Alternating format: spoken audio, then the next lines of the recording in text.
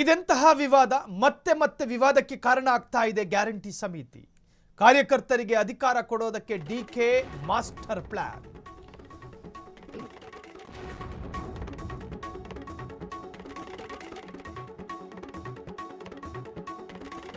ಪರಿಷ್ಕರಣೆ ಸಮಿತಿ ರಚನೆಗೆ ಸಿಎಂ ಚಿಂತನೆಯನ್ನು ಮಾಡ್ತಾ ಇದ್ದಾರೆ.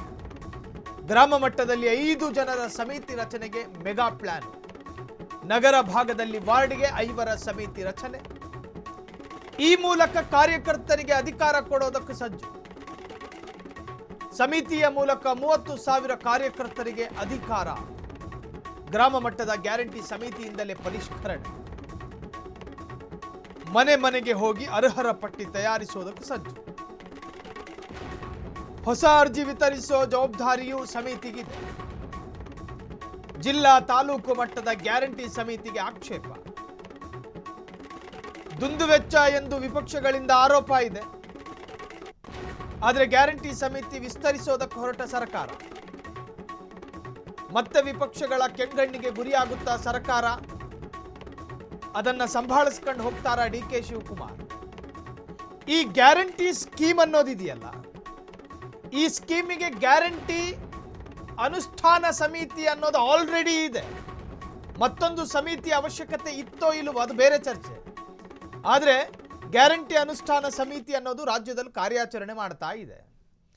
ಈ ಸಮಿತಿಯಲ್ಲಿ ಅನೇಕ ಅಧಿಕಾರಿಗಳಿದ್ದಾರೆ, 100 ಅಧಿಕಾರಿಗಳಿದ್ದಾರೆ. ಈ ಅಧಿಕಾರಿಗಳು ಪುಕ್ಸಟ್ಟೆ ಬಂದು ಪಾರ್ಟ್ ಟೈಮ್ ಡ್ಯೂಟಿ ಮಾಡೋದಲ್ಲ. ಸರ್ಕಾರವೇ ಅವರಿಗಿಂತಿಷ್ಟು ಸಂಬಳ ಅಂಥೇಳಿ ನಿಯೋಜನೆಯೂ ಕೂಡ ಮಾಡಿದೆ. ಇದರ ಜೊತೆಗೆ ಮತ್ತೊಂದಷ್ಟು ಸಮಿತಿಗಳು ಗ್ರಾಮ ಮಟ್ಟಗಳಲ್ಲಿ ಯಾವ ಕಾರಣಕ್ಕೋಸ್ಕರ ಈ ಗ್ಯಾರಂಟಿ ಪರಿಷ್ಕರಣೆ ಏನು APL ಕಾರ್ಡ್ನವರು BPL ಬಳಸ್ತಿದ್ದಾರೆ, ಅಥವಾ ಸ್ವಲ್ಪ ಅನುಕೂಲಸ್ಥರು 2,000 ರೂಪಾಯಿ ಹಣ ಪಡೀತಿದ್ದಾರೆ, ಎಲ್ಲವೂ ಇದ್ದು ಗಂಡನ ಜೊತೆ ಒಂದು ಕಾರು ಎಲ್ಲವೂ ಇದ್ದು ಅವರು 2,000 ರೂಪಾಯಿ ಹಣ ಪಡೀತಿದ್ದಾರೆ. ಈ ತರಹದ್ದೊಂದು ಕುಟುಂಬವನ್ನು ಈ ಪಟ್ಟಿಯಿಂದ ಕೈಬಿಟ್ಟು ಅರ್ಹರಿಗೆ ಮಾತ್ರ ಅವಕಾಶ ಕಲ್ಪಿಸೋದಕ್ಕೆ ನೀವು ಮನೆ ಮನೆಗೆ ತೆರಳಬೇಕು. ಮನೆ ಮನೆಗೆ ತೆರಳಿ ಕಾಲಿಂಗ್ ಬೆಲ್ ಹೊತ್ತಬೇಕು. ಅವರ ಮನೆಗಳ ಅನುಕೂಲಗಳನ್ನು ಗಮನಿಸಬೇಕು. TV ಇದೆಯಾ, ಪ್ಯಾನಾಸೋನಿಕ್ ಇದೆಯೋ, ಮತ್ತೊಂದಿದೆಯೋ ಎಲ್ಲವನ್ನು ನೋಡಬೇಕು.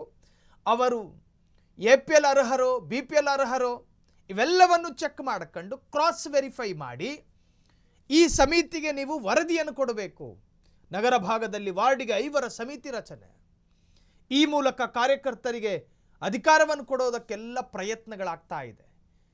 ಸಮಿತಿಯ ಮೂಲಕ 30,000 ಕಾರ್ಯಕರ್ತರಿಗೆ ಅಧಿಕಾರ.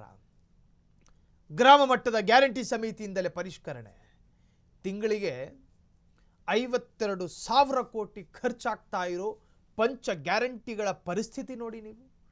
3 ವರ್ಷ ಇಲ್ಲದೆ ಇದ್ದಂತಹ ವಾರ್ಡ್ ಸಮಿತಿಗಳು 3.25 ವರ್ಷ ಕಳೆದ ನಂತರ ಮಾಡ್ತಾ ಇದ್ದಾರೆ. ಯಾವಾಗ ಮಾಡಬೇಕಾಗಿತ್ತು? ಇದು ನಿಜಕ್ಕೂ ಕೂಡ ವೈಜ್ಞಾನಿಕತೆಯಿಂದ ದೂರ ಹೋಗ್ತಾ ಇದೆ. ವಾಸ್ತವತೆಯಿಂದ ಅವಾಸ್ತವತೆಯತ್ತ ಸಾಗ್ತಾ ಇದೆ ಈ ಗ್ಯಾರಂಟಿ ಸ್ಕೀಮ್ಗಳು. ಒಂದು ಕಡೆ ಕೋರ್ಟ್ಗಳು ಆದೇಶ ಕೊಡ್ತಾ ಇದೆ ಗ್ಯಾರಂಟಿ ಸ್ಕೀಮ್ಗಳಿಂದ ರಾಜ್ಯ ಹಾಳು ಮಾಡಬಾರ್ದು ಅಂತೇಳಿ.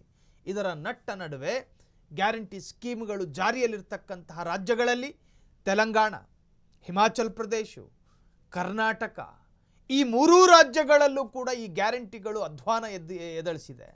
ಸೊ ಈಗ ಪರಿಷ್ಕರಣೆಯ ಸಮಿತಿ ರಚನೆ ಆಗ್ತಾ ಇದೆ ಅನ್ನೋ ಬ್ರೇಕಿಂಗ್ ಅಪ್ಡೇಟ್ಸು.